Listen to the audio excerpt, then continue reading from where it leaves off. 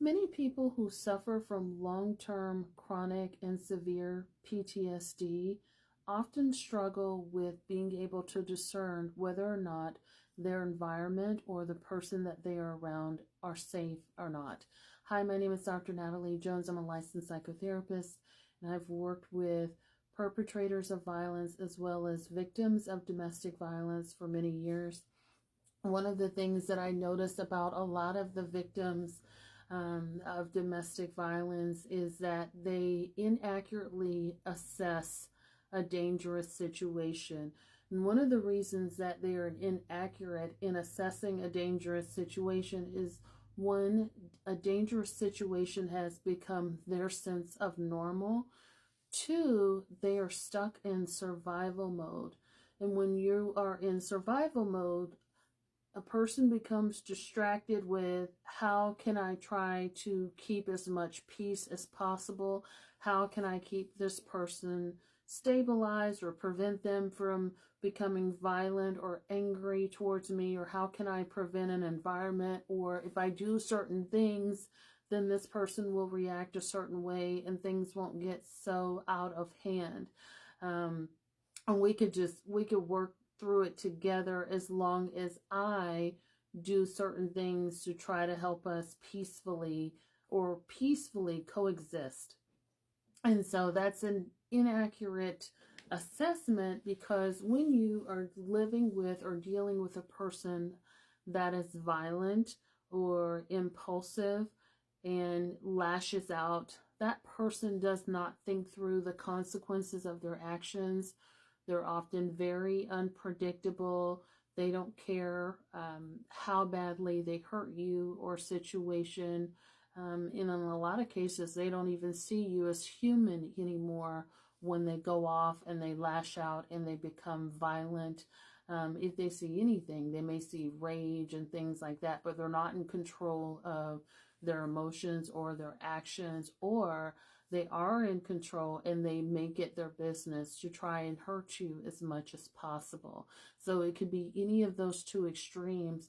Either way, that person is not rational and that person is not trustworthy. You don't want to place the safety or your life in that person's hands and trust that, oh, if I just do this or if I just react this way, then that will lessen the chance of them becoming violent or being aggressive towards me. And in a lot of cases, that doesn't work, or that may work once, but it doesn't work every single time. So you're essentially taking a gamble when you're trying to predict or you're trying to control someone from being violent or aggressive towards you. And, you know, one of the defense mechanisms that people who do have severe PTSD may use is when someone has reacted violently towards them, or they may say it's not that bad, or it's my fault because I shouldn't have done X, Y, and Z, or, you know, if the kids would have just stayed quiet or something like that, feeling like they could have done something to control the situation and the situation would have had a different outcome, when the reality is that person is very impulsive, and it's just a matter of time before the time bomb goes off and explodes on everyone. And so in order for a victim or survivor of violence to become more self-aware and become acutely aware of the danger that they're in, they have to kind of be outside of the bubble for a while so that their system can get out of that numbing mode, because that's often what happens is people are numb. They check out from their emotions, and they make themselves invisible. Your emotions, think of those as like a barometer for danger. Your emotions will alert you and let you know that, hey, something's not safe or this person is being inappropriate. But people who have PTSD, especially from abusive situations, they're emotionally numb and they're just trying to cope and make it through the day, sometimes the minute and sometimes the hour. And so they don't really have a whole lot of bandwidth to be thinking about themselves, because they're so consumed with stabilizing the person that they're living with or that they're being aggressed against, or is aggressive against them, I should say. And so, they could be stuck in flight, or just sort of emotionally numb and checked out. They could be in a dissociative state, just kind of going through the motions, doing what they need to do in order to survive.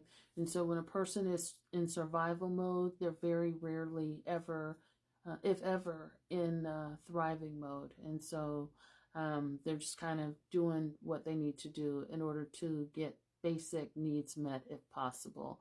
So they're unable to accurately assess the level of dangerousness that they're in. And they often may be conditioned by outside influences such as the church or family, and they may be conditioned to believe that prayer will help, or if you just love a person enough, or if you just do this, you just do that, then things will calm down, or you're not being a good enough spouse or partner.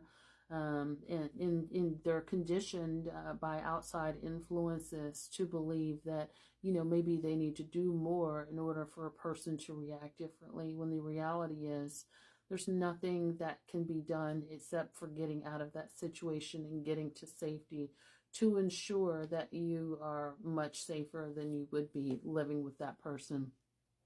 Everyone's situation is different, and the level of dangerousness for each situation is different.